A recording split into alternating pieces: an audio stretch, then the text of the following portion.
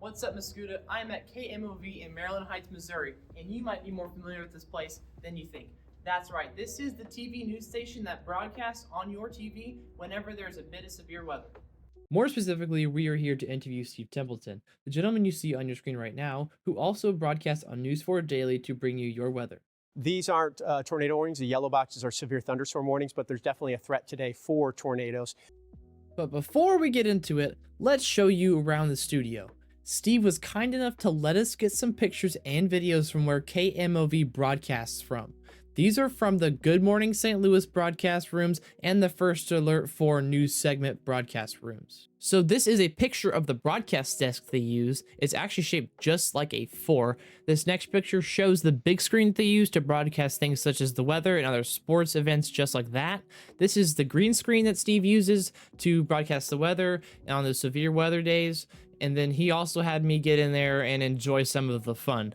This next one is a picture of the whole area. To the right is the green screen in his office that he uses for graphics. Okay. Can you give us a quick introduction of yourself? Sure. I'm First Alert 4 Chief Meteorologist Steve Templeton.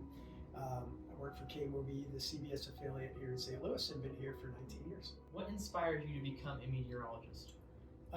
At first, I wanted to see if I liked geology, because my grandfather, who I share his name, but he died when my dad was young, so I never knew him. He was a geologist, professor of geology at University of Illinois. So I thought maybe my dead grandfather and I have something in common. We both love geology.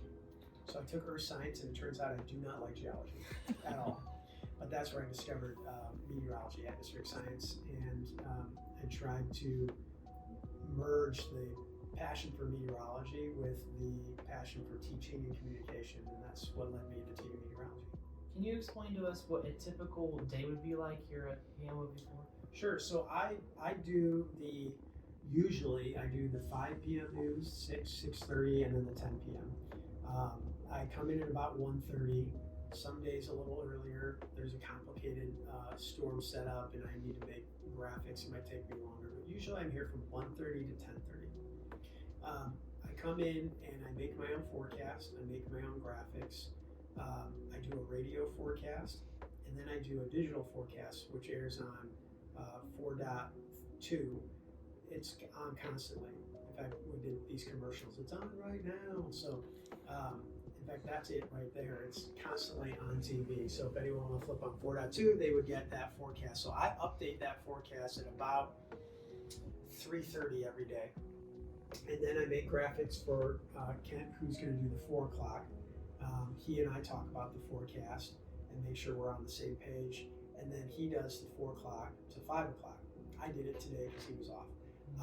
Then I do the 5 o'clock news. Then at 5:30, I tape a quick 60-second forecast that gets pushed out on our app so that you get the latest for the evening of what's ahead. Then I'm on from 6 until 7 p.m. Then usually I have my dinner break, and then I do another digital forecast, radio forecast, and then TV at 10 o'clock. And in between, I'll just tweak the forecast and graphics based on what's happening. What's the biggest challenge you face when forecasting the weather? Being right. Because I mean, in my heart, that's what I want. Like, I want to help people, and you can't help people if you're wrong. The biggest challenge is communicating uncertainty. So forecasting isn't black and white. It's not like it's going to be 77 tomorrow.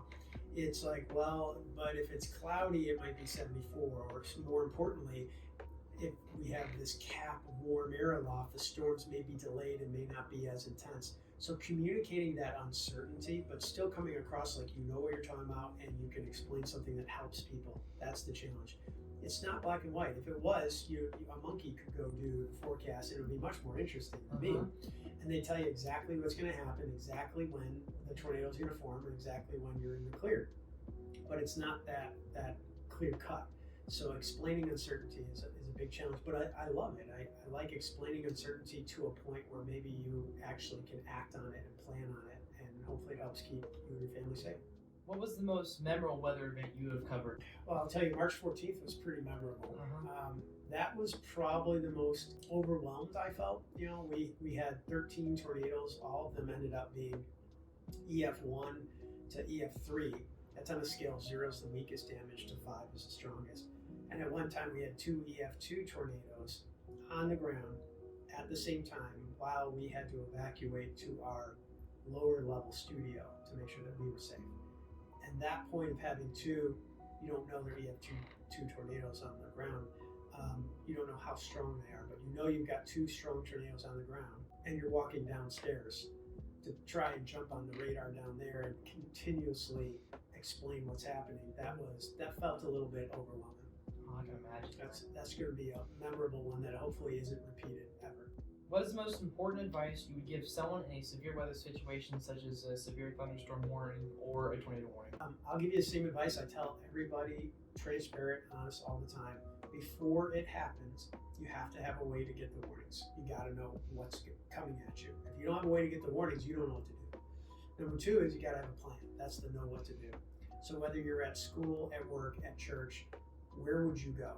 If you have a big baseball tournament and you're outside, well, what's nearby that we can get to quickly if we get a tornado warning and we're going to be in a sound structure, because this baseball field isn't good. So number 1, have a way to get the warning. Number 2, have a plan on what you're going to do. Number 3 is have a safety kit. I think that's really smart. You know, if a home gets hit really badly, it's good to have an old pair of shoes, because maybe you ran in the basement, you didn't have that, now there's debris everywhere. So you think through the things that you might need in an emergency situation. But number 1 is a way to get the warnings, and number 2 is a plan.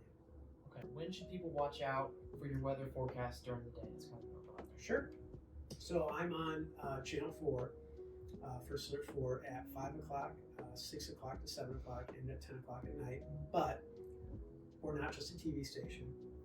We have a website, firstalert4.com. And if you click into the weather section, you'll see a very detailed explanation with graphics of what's going to happen, detailed video. And then we also push out videos on our First Alert 4 weather app. The nice thing about that is the machine only allows us to go up to 60 seconds. So we're not going to ramble too long. We're just going to tell you what you need to know. 60 seconds. You don't even have to be at home. You can be in the car, parked, but in the car. Click on that, and boom, 60 seconds later, you know when the big weather's going to hit and when the severe weather's going to be in your neighborhood. Can you show us a little behind the scenes of what equipment you would use and how things kind of work? Yeah, sure. Grab this podium. I wheedle it out into the camera so that people can see me, and now I can actually control the radar. So this is going to change to the satellite and radar here in a second. And you know, if I want to zoom in, I can zoom in. You're only seeing green here, but what I'm seeing is myself on a TV right here, a TV right here, and a TV there. So what we do, any weather guy or weather gal, what they do is they look off to the side, they watch themselves on TV, and then they watch their hand until it points at what they want to point at, and then they turn and they look and talk to the audience. And the thing about this podium is during severe weather, I can come over here and switch over to Doppler winds, whatever it may be, to help explain the weather story. Where is the tornado right now? What's happening with it, and where is it going next? So this is, especially during storms, my home for sometimes 4, 6, 8 hours. That's a long time. Yeah. All right. Thank you so much for your time today, Steve. My pleasure. My pleasure.